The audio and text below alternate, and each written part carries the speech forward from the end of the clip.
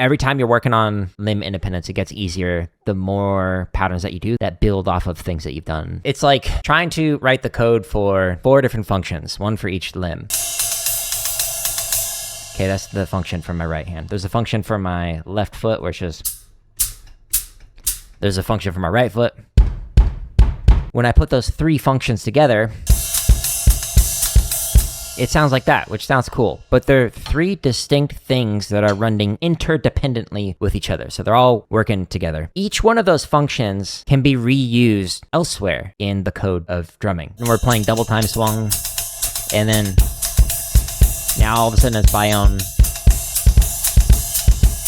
Now it's a samba, etc. My right hand did not change. It's still just running the same code the entire time. So I don't have to think about that. If you already know like one pattern and you already know another pattern, you can do that fusion dance together. But if you don't have that understanding, you have to build it first and then build the other one and like put them together. So when I'm practicing limb independent stuff, sometimes I'll just isolate out what is my one limb doing and just do this one thing until it gets comfortable, as opposed to let me try 4 things all at once and just play it slow. That's going to end up just like creating too high of cognitive load where you're just not able to process everything that's going on, as opposed to learning them independently and then putting them together. Before I get to the next tip, I just want to say really quickly that you can find literally thousands of hours of free drumming play-alongs and drumming tips in the link at the top of the description or by going into my home tab of YouTube. When I practice the rudimental stuff, you'll see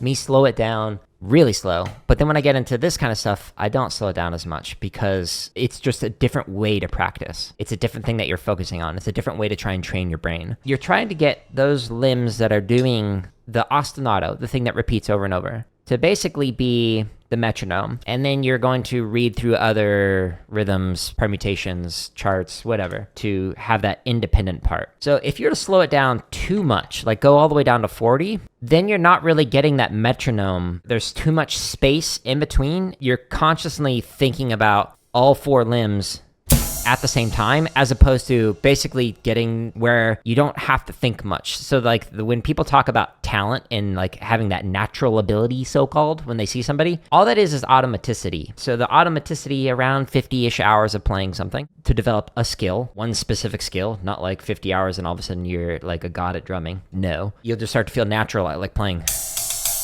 after like 50 hours of work.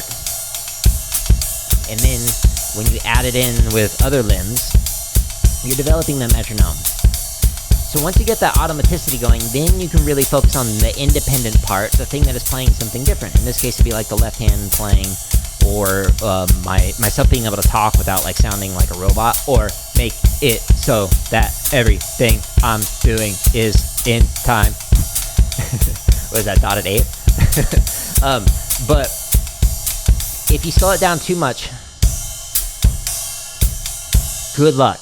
So if I'm trying to refine a technique, yeah, I'll go as slow as 40. But if I'm trying to get that automaticity down, going too slow, it'll break the connections I'm trying to make with the skill. And the whole point of like turning your limbs into a metronome that you play to. So what Gary Chester talks about in New Breed 1, he calls it limb interdependence, is because the limbs are interconnected and dependent on what the ostinato is doing. My left hand playing on the snare when doing this is dependent on what my other limbs are doing, and I'm just playing to it, as opposed to it being independent and it's just kind of like doing its own thing, floating off into the nether, rhythmically speaking. As long as you're not like trying to play it like pushing your limits, like when you're like first trying to learn it or something, like you don't need to like you don't need to go that slow when like learning this stuff. It'll be counterproductive in the long run if you go too slow. So ding ding ding ding ding ding ding. I'm just gonna read through it on the snare.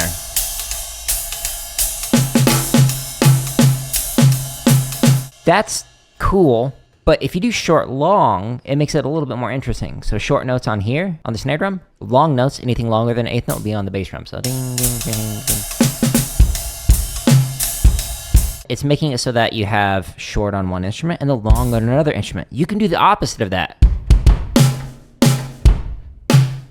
That's the inverse of that pattern. You can also change it up so that you're playing on different things, doing different parts. So for example,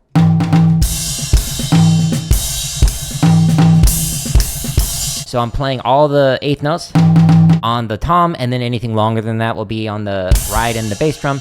And I'm filling in with the triplets on snare, so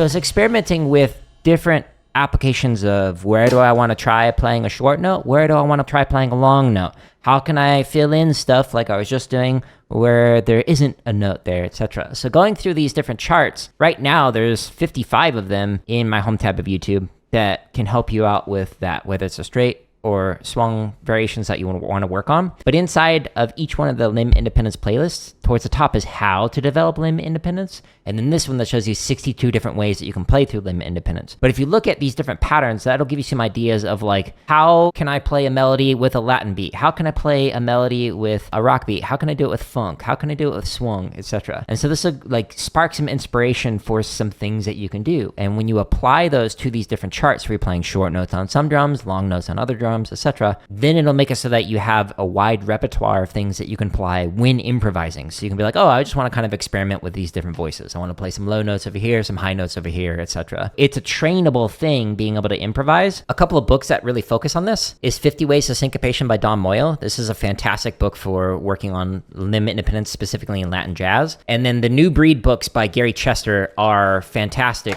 for developing what Gary calls limb interdependence. Mr. Paradiddle? No, I'm Dr. Paradiddle. Thank you, though. When you're improvising, if you give yourself constraints, that can actually help out, as opposed to like, and now all of a sudden I have to come up with something and I can do absolutely anything. But instead going, okay, all I can do is improvise between like the snare drum and the bass drum, and then that's it.